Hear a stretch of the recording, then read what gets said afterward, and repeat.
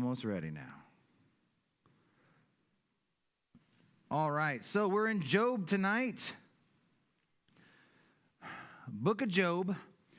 So we're at this awkward place in Job. 28 was actually a good stopping point because 29 to 31 is like Job's final concluding speech. Job talked, I believe, 26, 7, and 8, and that was like a closing response to Bildad. And then 29, 30, 31 is his basically closing argument. And actually 31 will end like, thus ends the words of Job. We're going to be done with Job's talking tonight. He'll talk just briefly in the last chapter, responding to God, but it's not really, anything of great significance compared to these long things. But that said, we also have what I would call 2.5 nights left in Job. And so it was either trying to scramble. My brain's still not working from lack of sleep here. But cram 2.5 teachings into 2, or spread 2.5 teachings into 3. And I went with the latter. So we're covering a little less ground tonight. But that said, like I mentioned, so this final speech of Job, it's starting in chapter 29, and I'm just giving you guys some kind of overviews, because again, the chapters are they flow just like in previous nights. He's going to talk about his past blessings. So the first chapter, he's just going to be looking back on what life used to be like, and then in chapter 30, what life is like now, what Job is currently going through, what he is experiencing. And then chapter 31, he gives his final pronouncement of his innocence. I am innocent, and he lines it all up. So these are Job's final arguments. And again, if you haven't been because we're going to see a shift tonight from his 3 bad friends to the other friend. He's got his 3 friends who really have all had the same tune, which is, God is just. God judges the wicked. Job is obviously going through some kind of trial. Trials must be judgment, therefore Job must be wicked. That's kind of how they've been doing their math. And you find God is just. God does judge the wicked. And Job was going through a fiery trial. The problem was it was not because Job was wicked. They had some truth, but they applied it incorrectly. Tonight we're going to be introduced to Eliyahu, who also has a lot of he comes from a different angle. And I think I like how I've heard some people put it. He might have more accurate advice than the other 3, but it's still not right. It's still off. So again, it's still more truths from a different angle, possibly closer to the truth, definitely more sensitive, it seems like, than the other 3, but he's still going to miss the mark of why was Job suffering. So, starting in chapter 29, verse 1, "Oh, that I were as in past months, or months past, as in the days when God watched over me, when his lamp shone upon my head, and when his light I walked through darkness, just as in the days of my prime, when the friendly counsel of God was over my tent, when the Almighty was yet with me, my children were around me, when my steps were bathed with cream, and the rock poured out rivers of oil for me." And so he's just talking about the good old days. His kids were still alive, all these other things. "When I went out," so he's just going to continue to describe what these days were like. "When I went out to the gate by the city, when I took my seat in the open square, the young men saw me and hid, and the aged arose and stood." And the idea was he had such a presence, that young people, kind of out of reverence, or kind of out oh, it's Job, you give Job his space. So the young people but the old people who, deserve honor, they're actually rising in honor for Job. The princes refrained from talking. They put their hand to their mouth. The voice of the nobles was hushed, and their tongue was stuck through for their mouth. "When the ear heard, then it blessed me. And when the eye saw, then it approved me." So again, Job was not just by God esteemed as a godly man and who feared God, but the people, everyone. So it seems like Job again, but whether God or man, Job was esteemed as just the most upright, perfect man on earth. And he wasn't sinless. But Job has always been used as an example of just a man with just the best of character. And so when he goes through all these trials is why everyone's so confused. And he says, because in verse 11, would everyone respect me? Why was Job so respected? I delivered the poor who cried out, the fatherless, the one who had no helper. The blessing of a perishing man came upon me. I caused the widow's heart to sing for joy. So again, he's helping the poor, the orphan, the widow, the perishing. 14, I put on righteousness and it clothed me. My justice was like a robe and a turban. My eyes to the blind and my feet to the lame. Eyes for the blind. I was feet for the lame. I was a father of the poor. I searched out the case that I did not know. I broke the fangs of the wicked. I plucked the victim from his teeth. And then I said, I shall die in my nest. And the idea is kind of in his home. He's going to die at home and at rest and at peace. Multiply my days as the sand. My root is spread out to the waters. The dew lies all night on my branch. My glory is fresh within me, and my bow is renewed in my hand. And so again, he's just saying, I had a good life. I was respected, and I was just going to die in the fullness of it all. Verse 21, men listened to me and waited, kept silence for my counsel. After my words, they did not speak again, and my speech settled on them as dew. They respected what he had to say. They waited for me as the rain. They opened their mouth wide as for the spring rain. If I mocked at them, they did not believe it, and the light of my countenance they did not cast down. So either if I mocked or if I laughed at them, and the idea kind of was almost like even if Job poked a joke, they wouldn't think he was actually being mean because they just knew Job. He's just playing with us. It's like, man, we're open our mouths wide because we want to eat whatever Job has to say. I chose the way for them and sat as a chief. So I dwelt as a king in the army, as one who comforts mourners. So like I said, chapter 29 was just simply Job looking back and just, man, this is the way life was. And now there is the way life is.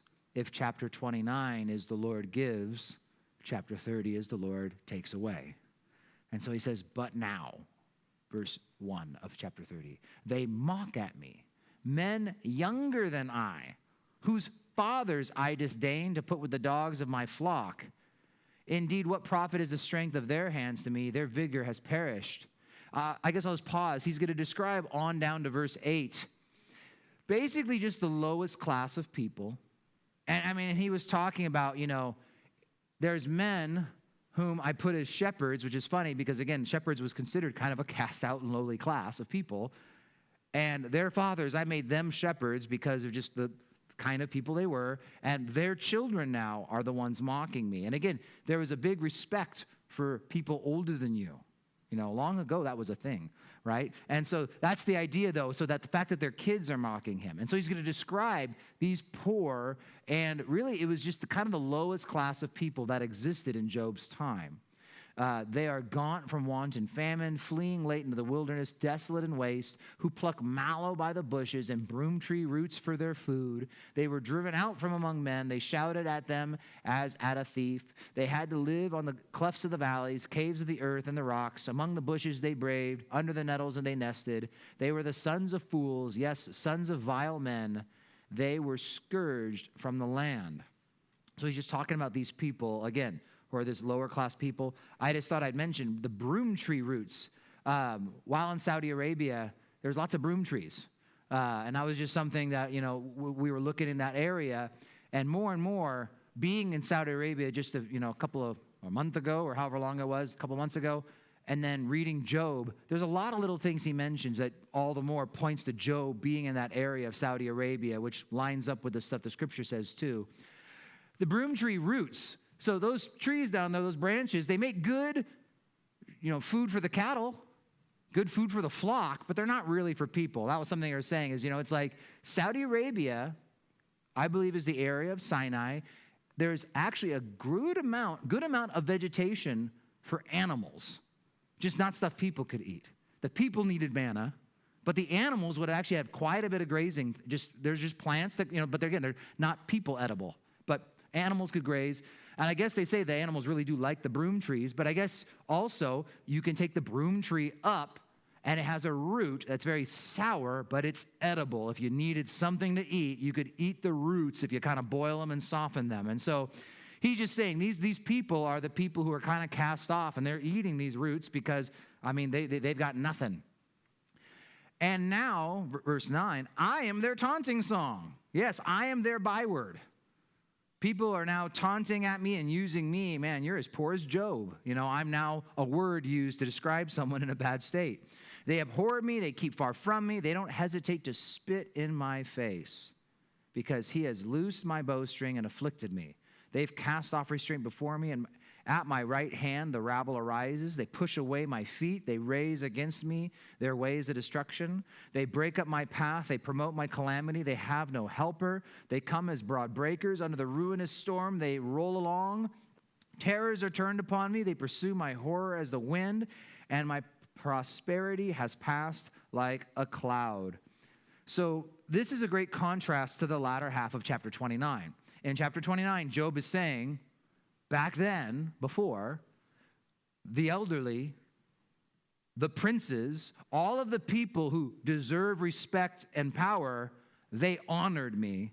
And now the lowliest class, their children, dishonor me. So he's kind of just taking us from two great ends of the spectrum. The people who are the most honored people used to reverence me, and now the people who are below the lowest people are spitting on me. Verse 16, now my soul is poured out because of my plight. The days of affliction take hold of me. My bones are pierced at the night, and my gnawing pains take no rest. By great force my garment is disfigured. It binds me about as the collar of my coat. He's cast me into the mire, and I become like dust and ashes. Verse 18, if you're reading out of a different translation, I don't know what yours will say, but it's one that's a little difficult to translate, and partly because it's kind of difficult to interpret, and it takes perhaps some assuming, because again, the words are kind of hard, what it means. But I actually think the New King James is a very good translation if Job, in fact, did suffer from elephantiasis. We've talked about that before. He's going to make mention of something here just a little bit by the end of this chapter that, again, points to this disease of elephantiasis. But one of the big things about elephantiasis is not just, that you're going to have darkened and broken skin that looks like an elephant's skin, but things become large and disfigured. And so when it says, by great force, my garment is disfigured, well, if he's wearing his normal clothes and his body is swelling up to huge amounts, his clothes are going to be stretching and essentially bursting at the seams because of what's going on. It binds me about as the collar of my coat. So again, it's like if he's trying to wear his clothes and he's got this swelling going on, and again, I've got the pictures available for those who want to see some examples. But, and again, he's going to get to, I'll just say it now. In verse 30, my skin grows black and falls from me. So again, the skin gets hard, like, hard, and it turns black and it begins to crack. Because as it gets harder, right, it begins to crack. And so it looks like an elephant, which has kind of this patterned, cracky-looking skin on it. So that's what really part of why it's elephantiasis. Not just because you get big like an elephant, but because actually the skin will darken and do all this. So when Job's friends show up back in the beginning of the book, and they say they could not recognize him, there's probably good reason. So that's the idea here, is Job's suffering from some pretty nasty stuff. And when you talk about, painful things to suffer from, and a lot of times people get elephantiasis in like one place. It's in their leg. It's in their arm. And I'm imagining he had these boils and these things head to toe. I'm imagining he maybe had a head-to-toe case of this. Verse 20, I cry out to you, he's talking to God, but you, God, do not answer me. I stand up and you regard me, but you have become cruel to me. With the strength of your hand, you oppose me. You lift me up to the wind and cause me to ride on it. You spoil my success. For I know that you will bring death to me to death and to the house appointed for all living. Surely he would not stretch out his hand against a heap of ruins. If they cry out when he destroys it, have I not wept for him who was in trouble? Has not my soul grieved for the poor? But when I looked for good, evil came to me. And when I waited for light, then came darkness. My heart is in turmoil and cannot rest. Days of affliction confront me. I go about mourning, but not in the sun. I stand up in the assembly and cry out for help. I'm a brother of jackals and a companion of ostriches. My skin grows black and falls from me. My bones burn with fever. My harp is turned into mourning, and the flute of the voice of those who weep. Once more, chapter 29, what was? Chapter 30, what is, right? It's just this idea that everything was so good, and then all this came upon me. And something important as we make our way to Eliyahu tonight is notice, again, he blames God.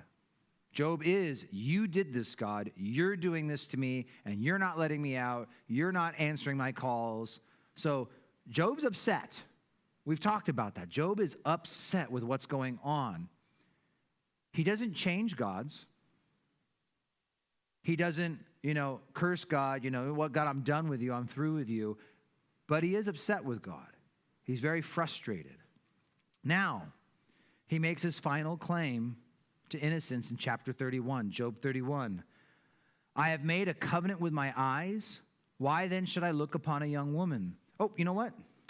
Before I even read that, I already read it. It's too late. No. But here's just an outline of chapter 31. And I put it all up there for you guys. We'll read it and talk about it. But I just kind of, for me, this is helpful. I like seeing, okay, he's going to go verse by verse and basically say, I'm innocent from sexual morality. I'm innocent of dishonesty. I'm innocent of treating the less fortunate, the slaves and the poor, mistreating them. I'm innocent of materialism, chasing after stuff. I'm innocent of idolatry. I'm innocent of seeking revenge. I'm innocent of miserliness. We'll get to that verse. And hypocrisy and exploitation. So the idea is he's innocent of all these things. I took a list from Roy Zuck, and I added a little bit to that list, but this is just a breakdown of this chapter. So he's just saying, here's all the things. I've never done them. So when Job is his friends keep saying, you've done this, Job. You've definitely done this. And they've told him, you've mistreated the poor. You took pledges from people, and you did that. By that last round, 3 rounds in the book of Job with 3 friends, and in the final round, they're just accusing him point blank of sinning, stuff that they've never seen, had no evidence of. They just were telling him, well, you must have done it because there's no way God would let you go through all this if you hadn't been sinning. So Job says, I've made a covenant with my eyes. Why then should I look upon a young woman? For what is the allotment of God from above and the inheritance of the Almighty from on high? Is it not destruction for the wicked and disaster for the workers of iniquity? Does he not see my ways and count all my steps? If I have walked with falsehood or set my foot and has hastened to deceit, let me be weighed on honest scales that God may know my integrity. If my step has turned from the way or my heart walked after my eyes, or if any spot adheres to my hands, then let me sow and another eat. Yes, let my harvest be rooted out. If my heart has been enticed by a woman, or if I've lurked at my neighbor's door, then let my wife grind for another, and let others bow down over her. For that would be wickedness. Yes, it would be iniquity and deserving of judgment. For that would be a fire that consumes the destruction and would root out all my increase. So, one great thing about the book of Job, and it's verses I'm very familiar with, but as we're studying through the book, I felt that God gave me just some new perspective and depth of understanding. So Job is going to talk about in verse 1 to 4 and 9 to 12, Job's standards for sexual purity. What does Job believe God's standard is for sexual purity and sexual morality? And here's the reminder that I think it hit me a little harder this time. I've read these verses before. I know these verses very well. They're great verses for young men to familiarize themselves with. Since college, this has been verses that I've retold myself over and over again. But then I was reminded that this is like the oldest book of the Bible. And that Job's standard predates, I believe, back to the time of Abraham, or even a little before, or right around that time of Abraham. This is before Moses. This is long before David, and this is 2,000 to 2,500, that window, probably 2,200 years before Jesus came. And I bring this up because if you want to know what God was telling people and teaching people from the beginning, Job's a great place to go and look. And first one, he was a one-woman man. We're going to talk about polygamy in a second. And bigamy and having more than one wife, because people see that in the Old Testament. And why are there people with more than one wife in the Old Testament? We'll get to that. But Job, that was not the case. That is not the case. Look at verse 9. If my heart has been enticed by a woman, or if I have lurked at my neighbor's door, even if his heart had been enticed, then let my wife go and grind for another. And that's the idea there is of grinding like wheat. But the idea being is she can become the servant, like the concubine of another man. Make another man's wife. She can go be with someone else if I have let my heart be enticed by a woman who's not my one and only wife. Let others bow down over her. Once again, it's just, I don't deserve her if my heart is going after other women. He was a one-woman man. And look at that Job says, even looking was wrong. Verse 1, I have made a covenant with my eyes. Why then should I look upon a young woman? It wasn't just, I didn't commit adultery. Job is not saying, well, if I commit adultery, if I actually go out and pick up some, pornographic statues, which is funny because you can do your own research. Maybe just do research not on, I don't know, do careful research. But go ask an archaeologist who works in Mesopotamia, the most ancient of all ancient civilizations, and you'll find that a large percentage of what they find are pornographic style statues. Statues of sexual acts, of accentuated sexual body parts. I mean, that's the thing is some of the oldest statues, that's what you'd find. So this idea of pornography, it's like, well, and they had artists, they had things they could draw, they had the ability to do stuff back then, but that's the thing. He says, even if I look, it's sin. Now, I do want to answer this question because it's been a while in Job, and sometimes specific topics get touched on that are great Q&A questions or questions I hear people asking. And why did God allow polygamy in the Old Testament? Why were some people marrying more than one person in the Old Testament? And seemingly, God doesn't say anything about it. Well, here's some things we have to look at. In Genesis chapter 4, verse 19, it says, then Lamech, who was the great-great-great-grandson of Cain, he took for himself 2 wives. The name of one was Ada, and the name of the second was Zillah. Yeah, that's right. We got a city named after a second wife. The catch is this, though. Why is Lamech even mentioned in the Bible? In many ways, chapter 4, the 4th chapter of the Bible, he becomes in many ways a picture of the evil that was on the earth in the time of Noah. And one of the evil things to show how bad things were getting is that this guy took 2 wives. That's not an extra bonus fact that God just tossed in there. This is the wickedness that started in the days of Noah, is that someone took 2 wives. Now in Deuteronomy 17, there are the rules for kings. There was 3 rules given to kings, and one of those rules, neither shall he multiply wives for himself, lest his heart turn away. While the people, God didn't make an outright rule in the Mosaic law, the king was not supposed to for sure. And look what happened. I mean, Solomon is the best example, right? He got beyond, he went to exponential multiplication with his wives, and his heart was turned away. So with Job, we have a great example that monogamy, one and one, forever, is the earliest standard that God set. And Jesus, we could do a long teaching, and I'm going to try not to go long, but in Matthew 19, when he was asked about divorce, should we get divorced, Jesus? Moses said we could get divorced. Matthew 19:8. And he said that Moses, because of the hardness of your hearts, he permitted you to divorce your wives. But from the beginning, it was not so. God allowed you guys to do something because you guys have wicked and hard hearts. He permitted it. He allowed it to continue on. But Jesus says, but let me make it really clear to you, that was never the plan. And what we find in the New Testament is God continues to reinforce his original commands, and he raises the bar. Matthew 5:27-8, many of us and many young men should have this verse memorized. You've heard it was said to those of old, you shall not commit adultery. But I say to you that whoever looks at a woman to lust for her has already committed adultery within his heart. This is Jesus essentially just saying what Job said here 2,200 years earlier. Jesus is teaching here, I've often thought of it as kind of revolutionary. Well, the law in the Old Testament, but look what Jesus says in the Sermon on the Mount. But you go back to Job, the oldest book, and he's saying, no, I've made a covenant with my eyes. I shouldn't even be looking at women that aren't my wife. And you know what? Some people, because of the fallen world we live in, because of the low moral standards that all of us have been raised in, even the older people, we're going to talk about old people later, Eli brings that up. Even the older people, when things were better, it's still so far short of what God's standards are, right? I mean, even things were much better 50 years ago, 75 years ago, 100 years ago, 150 years ago. None of you were there for that, right? But there may have been some higher standards in certain ways, but it's still not God's standards.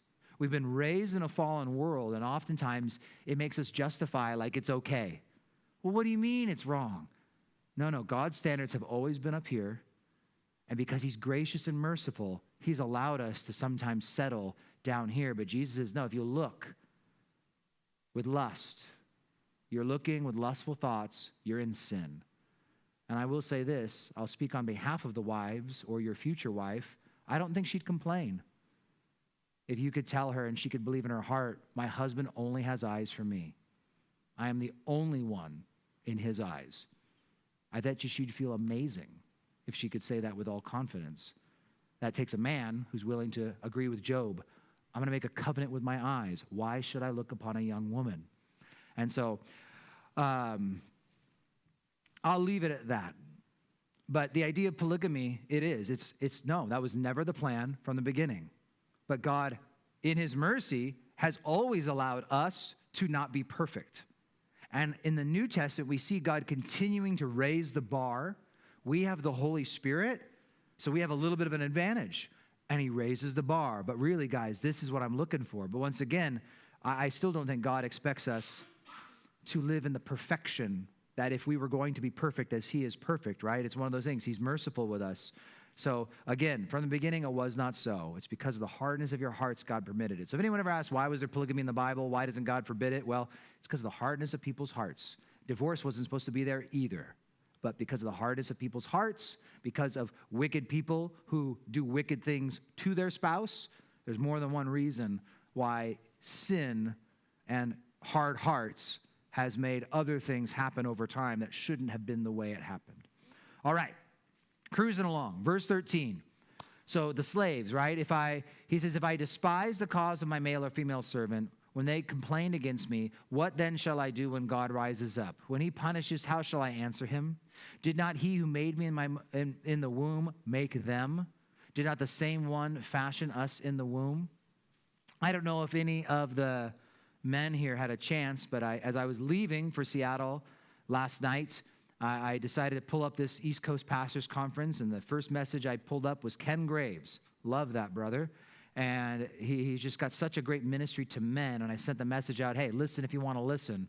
And one thing he was talking about is he's been traveling the world and the nation specifically, preaching to pastors, trying to get pastors of churches to teach the Bible again. And he says he's going and telling them. And one thing he said he learned about at the, the Museum of the Bible, it's on the East Coast, and there he said he was learning about the slave Bible. So in America, we used to have a slave Bible, and what it was a redacted Bible. So they gave these Bibles to slaves, and they had all the obey your master verses. It just didn't have like the Exodus where all the slaves get freed. Yeah, that story's missing. And then all the other stuff about, so it was a redacted Bible, and he was actually kind of calling out the pastors like, how many of you are preaching from a slave Bible? You're not giving them the whole counsel. You're just giving them little pieces here and there that work for you. But all that said, he also, we emphasize, it was Christians. People talk about slavery in the Bible. It was Christians who were the primary force putting an end to slavery in England and in America. If you ever get a chance, I think it was called Amazing Grace, with Horatio Spafford, with, what's his name? Horatio Hornblower is the movie he's in. Anyway, Ioan Gruffudd, that's what his name is. I like that actor. He's in it, and he plays William Wilberforce. And John Newton, who wrote Amazing Grace, was his mentor. But he was an amazing Christian man, and he helped fight for the freedom of the slaves in England. And so it's amazing to see how the Christians did this. And why? Well, look at Job. I bet you these might have been redacted from the slave Bible. He's talking about his slaves. Did not he who made me in the womb make them? You know, I don't have that highlighted yet. But see, I'll give you guys a minute and you can highlight it too, because I don't know, I like that. That just jumps out at me, right? Did not the same one fashion us in the womb? So the next time you're upset with a terrorist, the next time you're upset with some person who's in a march holding a sign on the internet or wherever, and they're upsetting you because of just the wickedness or whatever it may be, or anything about a person that may make you think less of them, just remember that he who made us all in the womb made them too. We're all image bearers. We all bear the image of God. Every human has value. That's what the Bible teaches. So again, it's one of those things. You go back to the oldest book of the Bible, and these are the things that the Bible was teaching and what the people from the beginning knew. Verse 16, if I have kept the poor from their desire or caused the eyes of the widow to fail or eaten a morsel by myself so that the fatherless could not eat of it, but from my youth I reared him as a father, and from my mother's womb I guided the widow. If I have, so he's just saying, I haven't done that. If I have seen anyone perish, lack of clothing, or any poor man without covering, if his heart has not blessed me, and if he was not warmed with the fleece of my sheep, if I have raised my hand against the fatherless, when I saw I had help in the gate, then let my arm fall from my shoulder, let my arm be torn from the socket. For destruction from God is a terror to me, and because of his magnificence I cannot endure. He's saying it's a terrifying thought, but you know what? God, judge me if I've done these things. Job is very confident of his innocence. 24, if I have made gold my hope, or said to fine gold, you are my confidence. Or if I rejoice because of my wealth was great and because my hand had gained much. So again, he didn't have a pursuit of riches, was not his problem. If I've observed the sun when it shines, or the moon moving in its brightness, so that my heart has been secretly enticed and my mouth has kissed my hand, this also would be an iniquity deserving judgment, for I would have denied God who is above. Worshiping the sun, the moon, and the stars. You could throw astrology in here. And he's just saying, no, that would be iniquity deserving of judgment. I've never done those things. I don't worship the stars. I don't worship the sun. I've never done it. Verse 29, if I have rejoiced at the destruction of him who hated me, or if I have lifted up myself upon when the evil found him, indeed I have not allowed my mouth to sin by asking for a curse on his soul. And he just basically here saying, I'm not even rejoicing in the destruction of the wicked. 31, if the men of my tent have not said, who is there who has not been satisfied with his meat, but no sojourner has had to lodge in the street, for I have opened my doors to the traveler. So he's saying, I've done all this for people. If I have covered my transgressions as Adam by hiding my iniquity in my bosom. Now I like that. Some Bibles translate that as a man, which the Hebrew word's the same. Adam, the first man, his name was man. That's what Adam means in Hebrew. But I do believe he's saying Adam here, because I think these guys were not very far from Adam. They knew people who knew Adam, or knew people who knew Adam. Something pretty close to that. And so, but he's saying, no, when Adam sinned, he covered it. He went and hid, got fig leaves. It's like, we're not doing that. He said, if there was something I did mess up in, I was transparent about it. And again, I think that's so important for the church today. You've heard me say it before. We don't need sinless Christians who look like they're perfect to everyone else. They need repentant and confessing Christians who openly confess and repent before this world. It's not that you're never going to say something that's unkind, but you come up and you apologize after the fact. In fact, I'll just put him up on a pedestal. That way he loses all of his heavenly reward. Just after church today, I was so tired, so I tried to get out of here early. And I took off because I was going to try and get a little extra time, a nap in between services. And as I'm leaving, I run into Shane Mortensen. And Shane just makes a joke. And he was just joking with me. But when I awoke from my nap, I have an apology message. I hope I didn't offend you. I was just, I know you're tired. It was a great message. And I just want to apologize in case I offended you. And I said, Shane, you didn't offend me at all.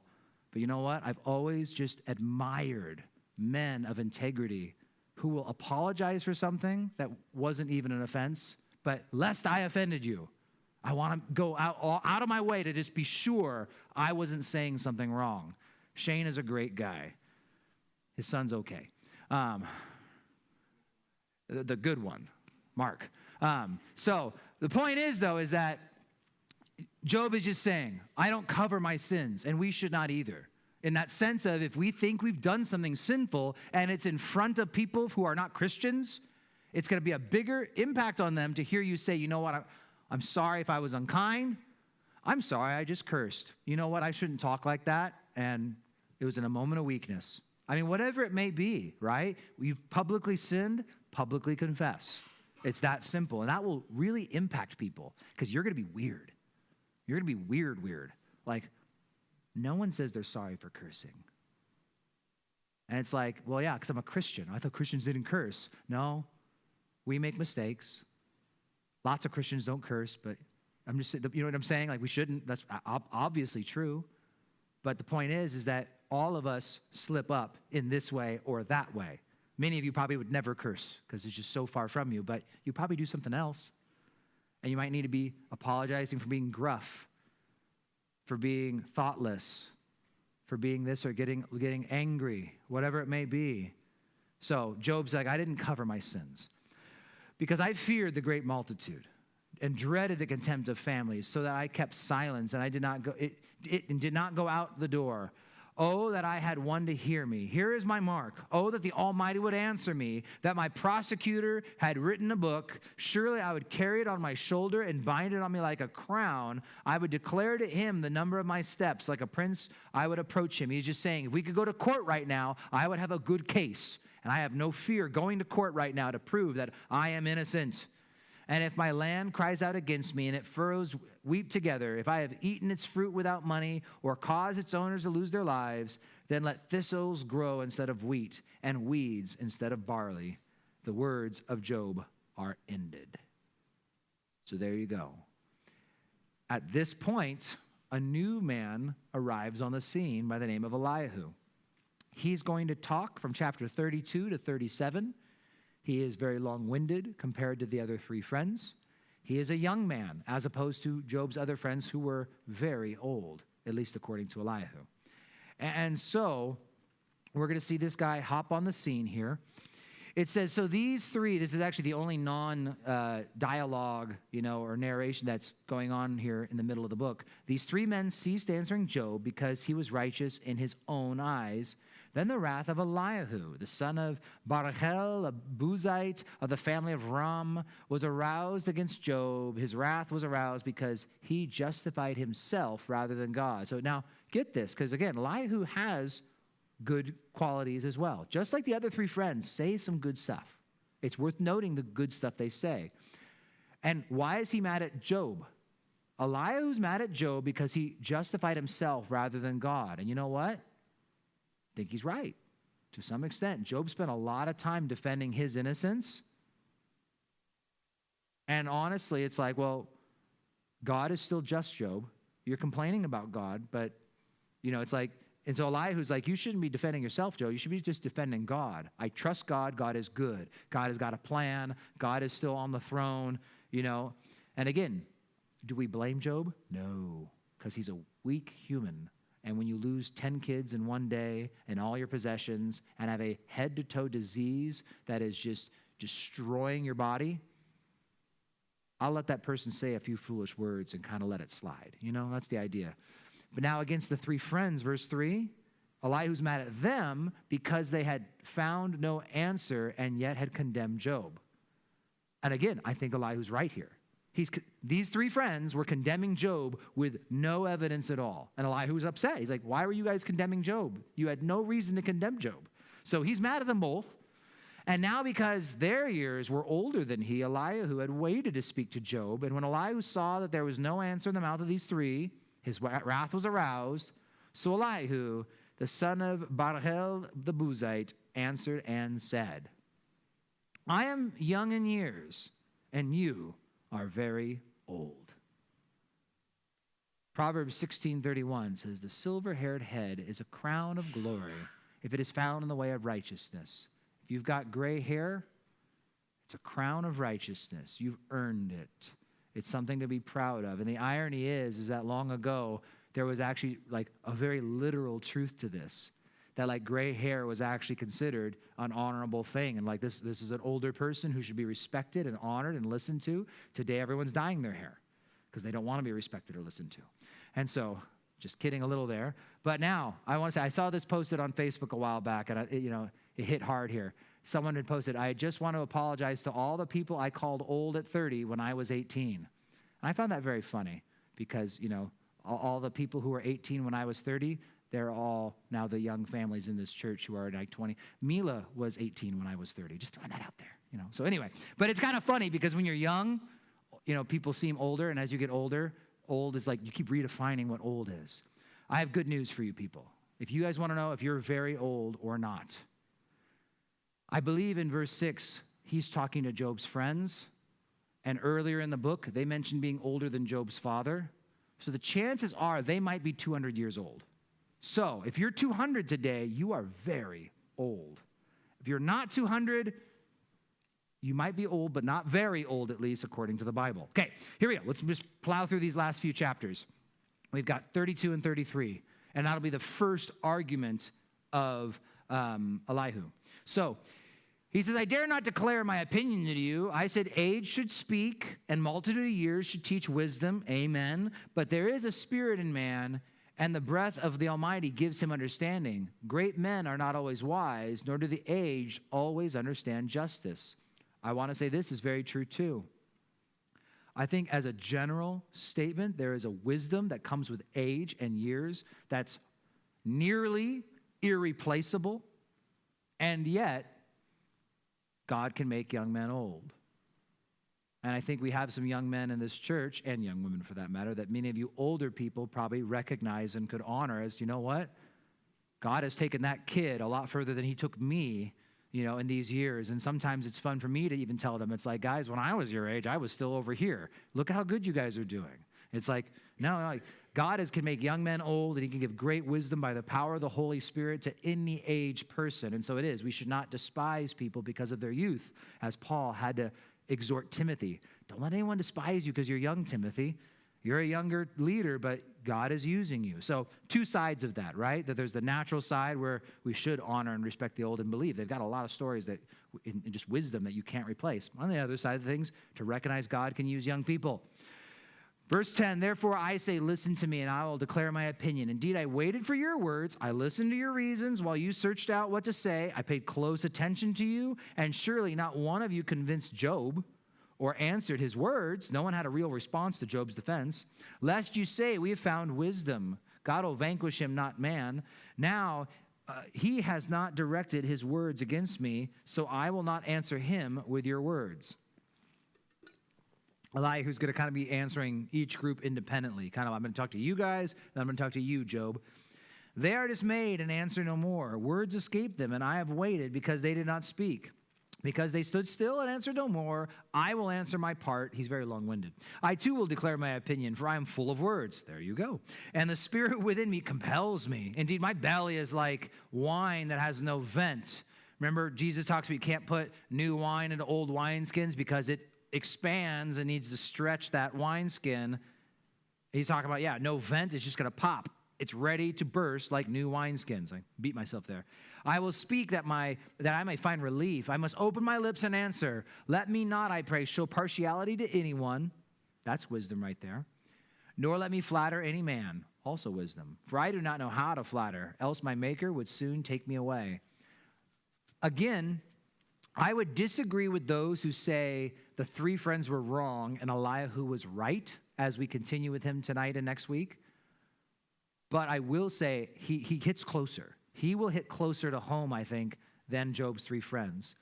So I think he'll say more true things worth, giving an amen to. But please, Job, verse 1 of chapter 33, hear my words and listen to all my words. I open my mouth. My tongue speaks in my mouth. That's how he speaks. My words come from my upright heart. My lips utter pure knowledge. He's pretty smart, he thinks. The Spirit of God has made me, and the breath of the Almighty gives me life. If you can answer me, set your words in order before me. Take your stand. Truly, I am your spokesman before God. I also have been formed out of clay. Surely no fear of me will terrify you. Nor will my hand be heavy on you.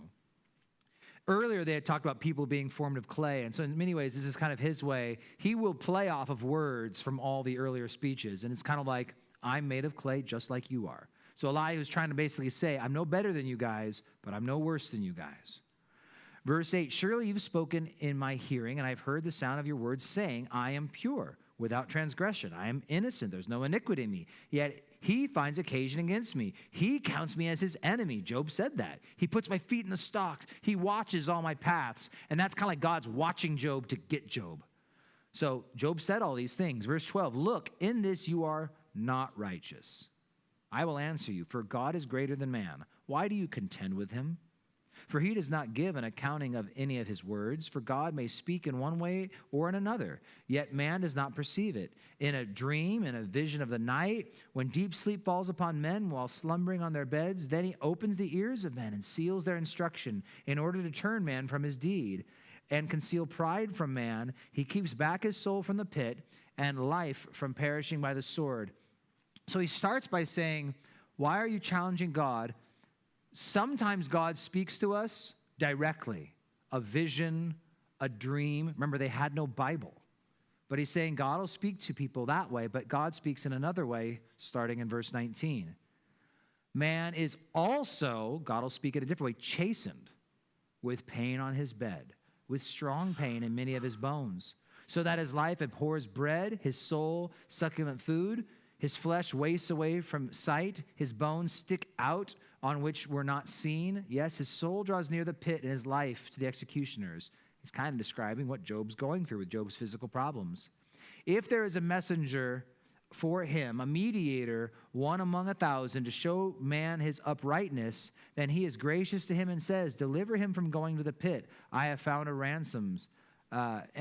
And his flesh shall be young like the child's, and he shall return to the days of his youth. He shall pray to God. He will delight in him. He shall see his face with joy, restore to man his righteousness. Then he looks at men and says, I have sinned and perverted what was right, and it did not profit me. He will redeem his soul from going down to the pit, and his life shall see the light. Maybe you got lost a little in 23 to 28, but he just walks us through. God will give a man sickness, illness, in order that a man might realize that there's a problem. He's got some sin in his life, and then he'll turn to God. God will deliver him from death, and the man will go out and openly profess, I have sinned, and whatnot. It says in verse 29, behold, God works all these things, twice, in fact, 3 times with a man, to bring back his soul from the pit, that he may be enlightened with the light of life. Give ear, Job, listen to me. Hold your peace, and I will speak. If you have anything to say, answer me. Speak, for I desire to justify you. If not, listen to me. Hold your peace, and I will teach you wisdom. So what he's saying here, again, in verse 29 and 30, to me kind of summarizes it well. God does these things, 29, 30, to bring back his soul from the pit, that he may be enlightened. God will use trials, which include physical sickness and pain, to teach and correct us. And in this, Elihu is correct, and he's closer to correct with Job, but that's still not why Job's suffering. God didn't just decide, I think Job's getting a little off course. I need to correct him. It wasn't a correction at all. And it wasn't to teach Job. Job would learn. But it wasn't God one day deciding, I think I need to teach Job.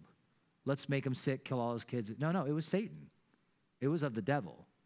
It was not of God that started this whole thing, in a sense. I want to close today in Luke chapter 8. This morning we got to look at Luke chapter 5, and we'll only need just a few minutes, but this will tie this morning's message into tonight's message where Elihu took us. And I think it's God's timing, because Once again, I don't really plan where we're going to get. I just get where I think we can get in the time we're given. And here we find ourselves in some very nice complementing texts, morning and evening. In Luke chapter 8, starting in verse 22, Matthew, Mark, Luke, and John, Luke 8:22. Now it happened on a certain day that he got into a boat with his disciples and said to him, let's cross over to the other side of this lake. And they launched out. But as they sailed, he fell asleep. If you were able to be with us this morning or listen, you may recall I said, I wonder if he was asleep because he was just so tired. I could probably imagine that. Jesus working himself to exhaustion, serving people. All right, let's cross over. He gets in the boat. All right, Jesus and Jesus is out cold. He's at the back of the boat laying on that, the steering guy. He has a pillow that he would sit on, and there's a pillow back there. So he's got his head on the pillow, and he's out like a light. And a windstorm came, verse 23. It came down on the lake, and they were filling with water and were in jeopardy. And they came to Jesus and awoke him, saying, Master, Master, we are perishing. Then he arose and rebuked the wind and the raging of the water, and they ceased, and there was a calm. But he said to them, where is your faith? And they were afraid and marveled, saying to one another, who can this be? For he commands even the winds and the water to obey him. Few fun points I love from this little story. Jesus said, let us cross over, not let us cross under. I mean, that was the command. We're crossing over. Where were the disciples? In the center of obedience to God. They were doing everything God told them, yet there comes a storm. What gives? There's going to be another storm later, right? Jesus will walk on the water out to them. And again, they're going exactly where Jesus said to go. When you compare all the gospel accounts of this, Mark tells us he's sleeping on a pillow. I think that's important because, you want to get a good nap, be like Jesus, get a good pillow. But in Mark's gospel, it also says, Master, don't you care? We're perishing. Luke leaves that out, the don't you care. Wow. Talk about chutzpah. I mean, you're telling Jesus, don't you care about us? But that's how they felt in the moment. They felt a lot like Job. God, don't you care about me? And he rebukes the wind and the waves. And they're now flabbergasted. Similar to Peter with those fish just 3 chapters earlier. Who can this be that even the winds and the waves, they obey him? It's in this chapter that in my Bible I have some of my notes. Storms, trials, tough times. Job was a storm of deflection by Satan. Satan was trying to get Job off track. That storm, and it's symbolically a storm, right? That there was this, a whole experience Job had. It was literally a storm because it was the winds that knocked down the building that killed all 10 of his kids. So it's not just there's a picture of a storm and there's a physical storm too. So Satan's got some power here. Right here, we have a storm of instruction. This was like Elihu. God is going to teach them something. God is going to try and teach them something, and he used a storm to do it, to trust Jesus. He says, where is your faith? Why are you so fearful? He asks them in Mark's gospel. It's fascinating, that word, why are you so fearful, in Mark's gospel? Man, it shows up 2, maybe 3 places in the New Testament.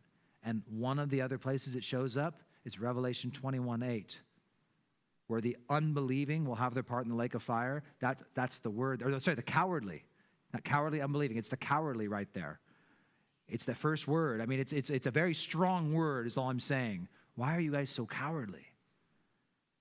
And so this was to teach them to trust Jesus. Storm 101, Jesus is in the boat. When you graduate from that, you go to Storm 201, where Jesus is now not in the boat, right? He sends you off by yourself. You guys should all know these, right? Who else faced storms? Jonah. And that was a storm of correction. Jonah was going the wrong way. God sent a storm to send him the right way. Okay? And lastly, Paul the Apostle. A storm of direction. Acts 27:14. Paul and his crew face the Euroclydon. He's being taken to Rome to see Caesar, and they're on a boat, and this storm comes and just launches their boat out into the sea. You know, they're trying to follow close to shore because they didn't really have a ocean-worthy vessel, but the Euroclydon, when you name a storm, it's a bad storm. For those who were in Israel with me this last trip, right? Barbara came after us. Storm Barbara, they named it. It was a very vicious storm there in Israel. But the Euroclydon pushes them out, but what does it do? It gets them to Malta, where he ministers to people and does a work there, and people get saved. The storm wasn't correcting Paul like Jonah. It was literally just a storm to push him in the right direction he needed to go.